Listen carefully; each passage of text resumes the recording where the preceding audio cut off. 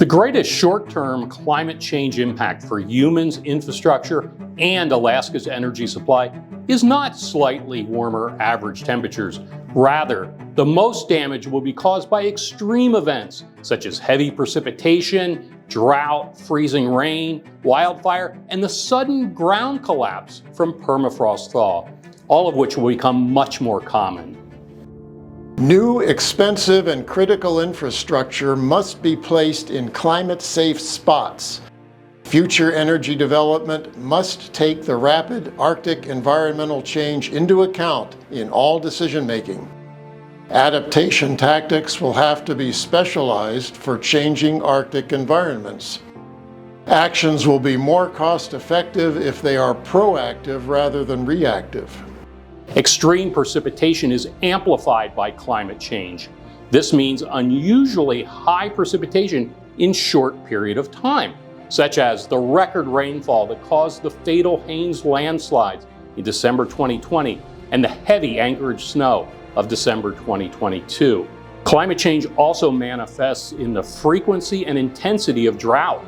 Small hydropower projects relied on by many Southeast Alaska communities are especially vulnerable to drought because they have very little water storage. In 2018, Ketchikan received more than 100 inches of rain and yet was in a drought. Due to low water supply, the region was forced to use diesel for electricity rather than hydropower. Freezing rain has a major impact on energy infrastructure. For example, freezing rain sandwiched between heavy snow caused tens of thousands of interior Alaska residents to lose power over the 2021-22 winter season. Power outages caused by icing events impact commerce and industry, as well as the general public. Rural Alaska communities can see essential travel and supply chain disruptions. Wildfire is another growing risk.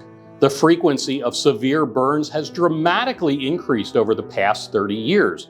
Wildfire is already a major threat to rail belt electrical systems in interior Alaska, and this threat is likely to increase.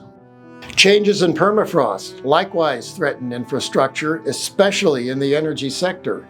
The costs of thawing permafrost in Alaska are high because it directly impacts roads, buildings, pipelines, and other costly infrastructure. Near-surface permafrost thaw is one of the largest sources of climate-induced damage to existing public infrastructure in Alaska. The necessity of mitigating permafrost thaw in Arctic Alaska is an added cost to oil and other industry development, which may disincentivize investment. Changes to sea ice are impacting shipping and increasing maritime traffic in Alaska's waters.